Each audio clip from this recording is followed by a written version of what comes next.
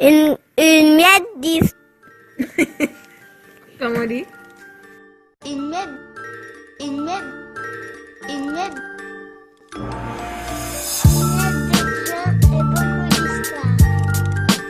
Une miette de gens et beaucoup d'histoires.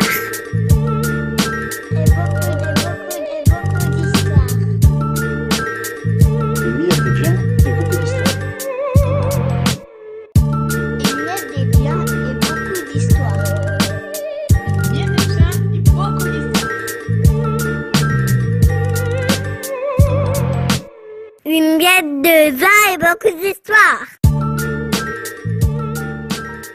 Épisode 11. Les mariniers me voient vieillir. Je vois vieillir les mariniers. On joue au jeu des imbéciles où l'immobile est le plus vieux. Dans mon métier, même en été, faut voyager les yeux fermés. Ce n'est pas rien d'être éclusier.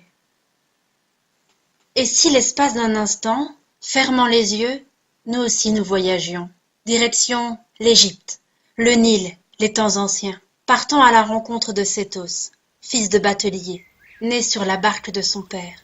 L'embarcation transporte pierres de granit, jarres d'huile et blé. 2 bœufs, un peu pâteaux, aident la barque à progresser. Les bovins la tirent depuis la berge, soufflent sous l'effort et le soleil. La vie s'étire et s'effiloche au rythme des clapotis de l'eau contre la coque. Ennui, pense Sétos. Lassitude, soupire-t-il. Monotonie, transpire-t-il. Jusqu'au jour où son père dépose entre ses bras une petite bête au corps velu. Un lionceau abandonné par sa mère. Sétos l'appelle Aken et en devient son protecteur. Au fil des jours, ils créent des liens, s'apprivoisent, deviennent uniques l'un pour l'autre. Mais Aken grandit vite, trop vite. Il devient fort, puissant, et le naturel revient au galop. Il chasse. Tout d'abord des oiseaux et des petits animaux, puis ses proies grandissent. Il attaque les chiens des villages où la famille passe. Un jour, il a même égorgé un âne. C'en est trop pour le père de Sétos. La décision est prise. Pour la sécurité de tous, il sera tué. Sétos ne peut se résigner à ce qu'Aken meure. Il demande à son père de le laisser lui dire au revoir comme il se doit.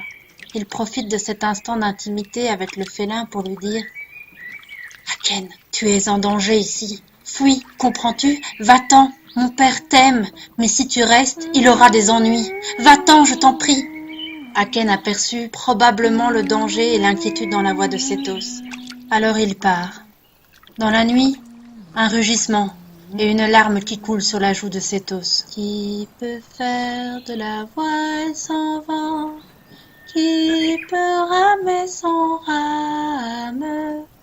Et qui peut quitter son ami sans verser une larme? Je peux faire de la voile sans vent, je peux ramer sans rame, mais ne peux quitter mon ami sans verser une larme.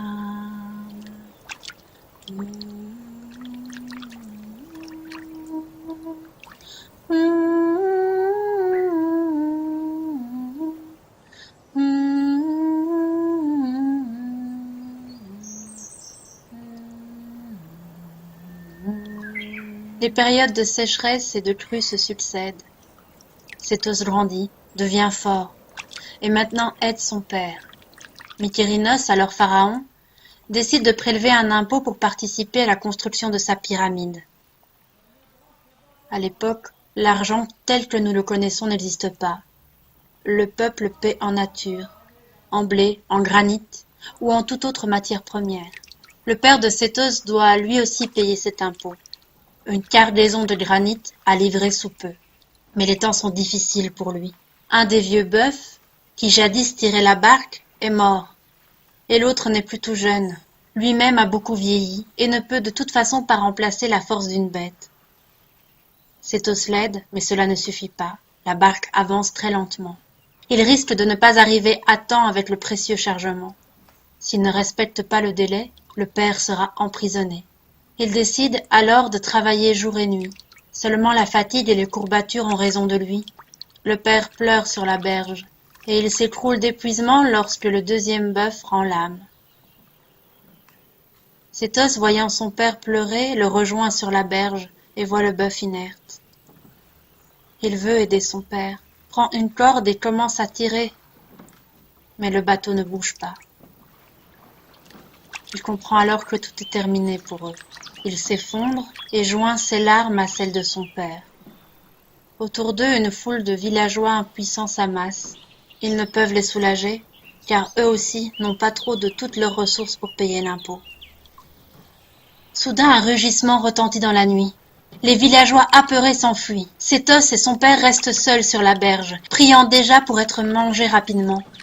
Le fauve bondit sur eux et commence à lécher de sa langue rugueuse le visage de Sétos. « Aken, c'est Aken !» crie Sétos à son père. Et les amis d'hier se retrouvent. Sétos lui raconte ses malheurs, et Aken semble vouloir le consoler et se frotte contre lui. Brusquement, Sétos se relève. Il a une idée. Il prend l'énorme tête d'Aken entre ses mains et le regarde dans les yeux et lui dit « Tu es fort, Aken, plus fort que 10 bœufs.